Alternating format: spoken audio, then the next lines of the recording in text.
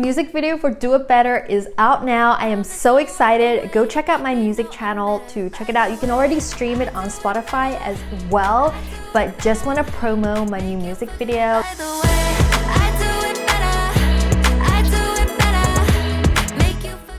Hey guys, what's up? It's Wengie. Welcome back to my more intimate channel where we sit down and chat about important topics. But today I wanted to talk about what it's like being an influencer like 9-10 years in. And it's really interesting because being a creator slash influencer has become such a hot job, because guys, when I started, I didn't even know you could make money from this. Like, I literally would have been happy if I made rent. Who knew you could get rich off being a creator slash influencer? Who knew there were so many brand deals? I had no idea. And to give you guys some perspective, and for those of you guys that are influencers on the YouTube platform, I have been around before YouTube even had analytics. Like that analytics thing that you see on your back end on click-through rates, retention, all that kind of stuff.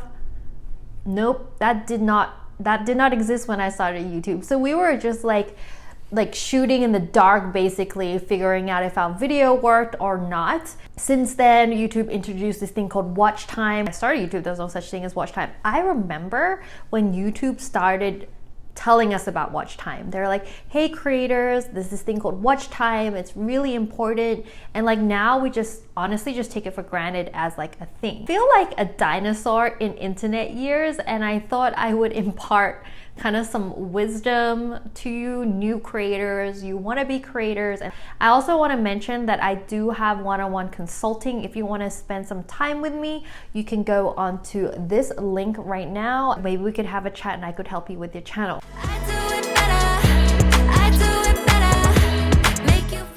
First tip is don't even worry about the content you're creating. When I started YouTube, I was an Asian makeup guru, like a beauty influencer.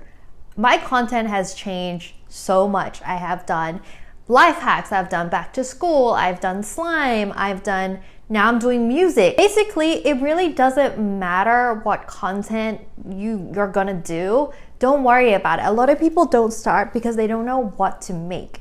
And my advice for people starting these days, because a lot has changed since 9 years ago, a lot of advice is pretty outdated. A lot of people are like, choose a niche, blah, blah, blah. But not really. There's a lot of content format types like YouTube Shorts or TikTok where you can try out content without it being a huge thing. You could use your phone to record it. You could try your personality in different types of content. And very quickly, the YouTube Shorts algorithm and the TikTok algorithm, those will tell you very quickly if people want to see you doing that content. And until you get something that really sticks, you don't have to make a huge long form video about it, unless that's your passion and you really want to make long form content. But if you're just figuring out hey, what do people want to see me do? Try everything. Post a fashion video one day, post a makeup video one day, post a gaming video, post a whatever you like to do.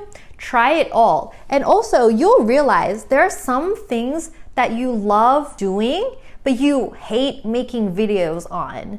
For example, I realized that I don't love making vlog content, because it really just gets in the way of me living my life. And I was sick of having to think of everything I was doing as a shot, basically, or trying to do more interesting things so I could make a video. And even though I love watching vlogs were not for me. And as you're making content, you're gonna start to realize, hey, I love cooking, but I hate making cooking videos. Or I love making gaming videos as well as playing games, so let's do that. Also, with the views and the comments, you're gonna see if your personality is gonna mesh with the topic, because I think it's really important the way that your persona comes out, or your humor, or the way you write. You don't necessarily need to use your face these days. There's a lot of faceless channels where you could just write scripts. You don't even need to voice, or just pure voiceover content where you don't see the face.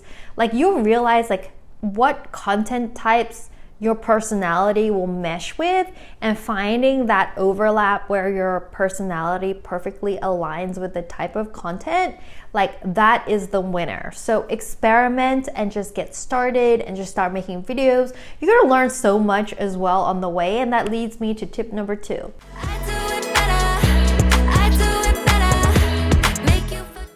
Tip number 2 is don't worry about the equipment. These days, it's not really about how expensive your camera is and having all the lighting. I used daylight for like the first 3 years of my career. Like I didn't really need to buy a light. I did have a ring light to make things like more like sharp for beauty videos. And ring lights aren't expensive these days. You can get one for under $100 on Amazon. I can link some that I love down below. But yeah, like literally you can just use daylight. You can be creative with the lighting as well. And honestly, a lot of people use phones. I'm actually using a phone to record this video right now because I figured like the less friction I have from what's in my head to turning on some sort of camera and to just film it, the better, because the easier you make that content creation, the more likely you're gonna do it. If you make it like too complicated, like say you're not very technical and you buy this really expensive, great camera with great like quality, but like you don't really know how to use it, and every time you try and learn, it's frustrating, just don't use it. Just use your phone, just use something. A lot of footage can be saved with editing, and my advice would actually be is one, get something very easy to use to film, whether it's your phone with like just basically I plug this into my phone connection like a lightning cable mic. Something really simple that you can like just get started in, and you can like add better equipment later once you've like figured out your process. Get something super easy. G7X point and shoot camera. It doesn't matter. Don't need these huge fancy equipment. The trick is in learning your editing. Editing is basically storytelling. When I think of editing, it's like how you write, basically. Like how you tell your story, how you arrange something. The magic is there. You could take really bad footage and make it amazing if you're super creative with your editing. If you look at Netflix these days, they have a lot of documentaries, and they even have like movies where it's like literally all filmed via like a webcam, but the way they tell the story and the way they like weave the script in, the way that they cut it using editing is so creative that you don't really notice that it's just like being filmed by a webcam or like really bad footage. So if we were going to spend, like if I was to allocate your time, allocate it in learning how to edit and storytell, and like less on like all the technical equipment stuff. You can learn that later.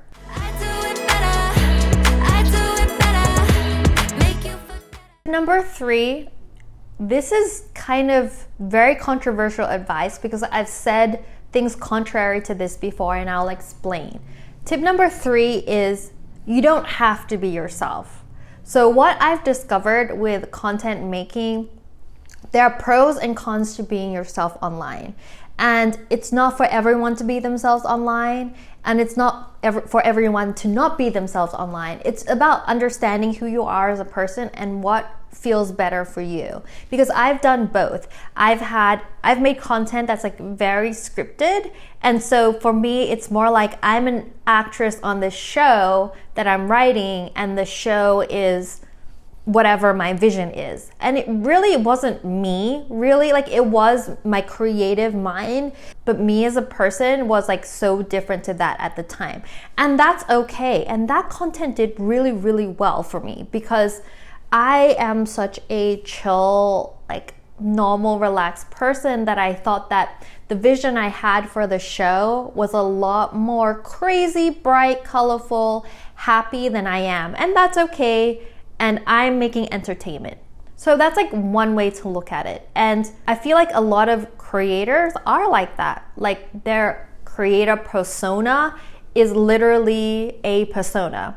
And I think there's this conversation online where people think being authentic is like the be all and end all. And I think being authentic is great. And there are pros to being authentic. And I'll get into that a little bit later.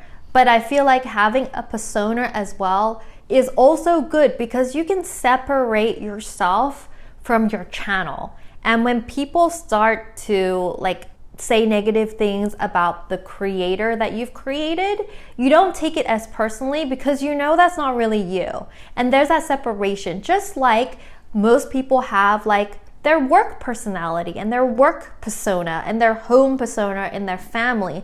Like you're doing it. If you have a job and you have coworkers, you might be a different person to them, or maybe like not show the full side of you there. And you're not maybe super authentic. And then when you're home with your family, that's like the real you. That's okay. Everyone does it and it's fine. I don't think there's a big issue with that. But the pros of being authentic is this.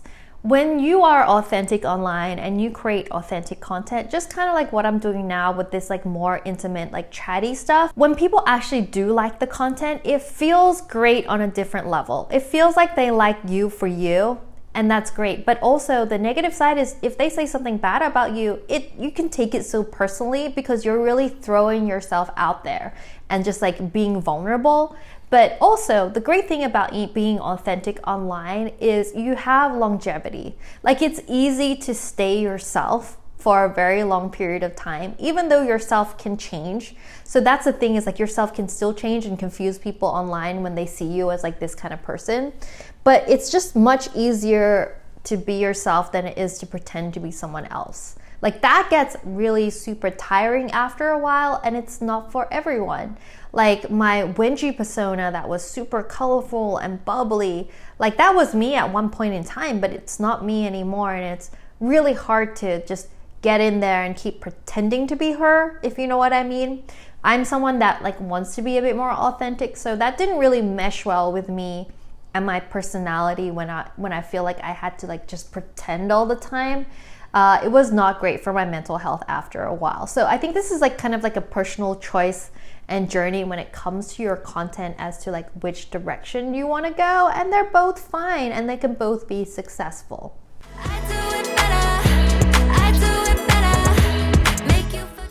And my last tip for creators is like, don't quit everything to be a creator. And I'm saying this as a full-time creator that has literally quit her job to be a creator. But I would say so much has changed these days, as in some creators make a lot of money compared to like when I started as well, but the majority of creators don't. So if you were to give up, you know, your career or your education or something to create early on, where like you basically are not sure whether you're gonna make it or not, I would say, as someone that's like older and has bills to pay and has like more responsible perspective of life, I would say don't do it.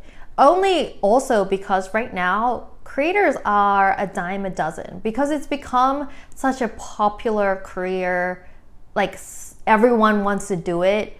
Basically, brands are spoiled for choice when it comes to giving brand deals for influencers. I remember when I started as an influencer, there wasn't that many of us, you know, there wasn't that many of us that have, you know, 1 million subscribers on YouTube. So brands didn't really have a lot of choice when it came to like giving brand deals to creators. There just weren't as many creators. Now there are so many creators, like especially with the introduction of TikTok, like that basically made being a creator a commodity. Like a new viral sensation is happening every single day, and that didn't used to happen. And when it comes to like a business model, just making content is not really gonna feed you anymore in terms of like thinking it's like a long-term career, you're gonna have kids, you're thinking about your retirement. If it's just like for a paycheck, yeah, you could totally get a paycheck. But I'm just giving this advice from someone that's like planning out her life, because you know, life gets real, right? And if you gave up your education or your career to chase, you know, influencing or creating, and it didn't work out, like you want a backup plan. You want to be able to do something else afterwards. I was really lucky that I became a creator after I finished university, after I had a decent, like a professional job. I was an accountant and I was a marketer. like a professional, like working in marketing, not like content creation marketing.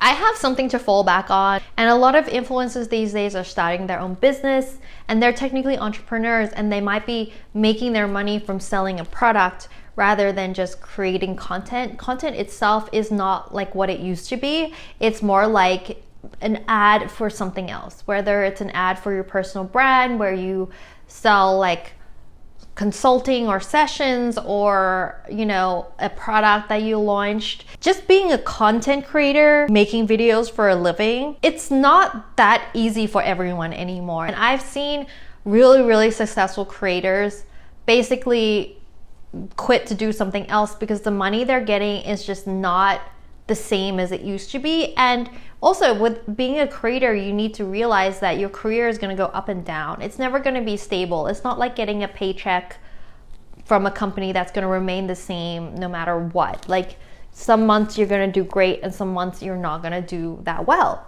And you know, if you're young, that's fine. But if you're trying to build a life around it, like a whole family and take care of kids or take care of other people, you gotta think a bit further than that, you know.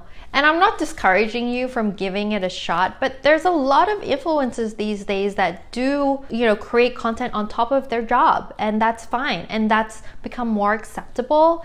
And it also just creates more interesting content, because if you're out living your life, there's more to talk about. Than I notice if I create content every day, like you stop experiencing things other than content, and then it's hard to really give like a breadth of opinion or experiences. All right guys, I hope you enjoyed these 5 tips for creators. Don't forget to check out my new music video out now. And also, if you want one-on-one consulting, you need personal help, check out this link, and I've linked it down below as well. And hopefully I get to speak to you guys. I really want to help you guys like in a more intimate setting, and it's just much easier if I get to hear your story and where you're coming from, and then I can give like personal recommendations. And just letting you know, the price is quite high. This is simply because I don't have that much time to do this, and I think the price is worth it, guys. Like the information you're gonna get from me, from all my experience, is gonna be invaluable. Think of it as like, you know, your college degree, kind of like that. They don't teach influencing. Hopefully speak to you guys soon. Otherwise, let me know what the topics you want to learn about down below, and I hope you guys enjoyed this video. Love you. Bye.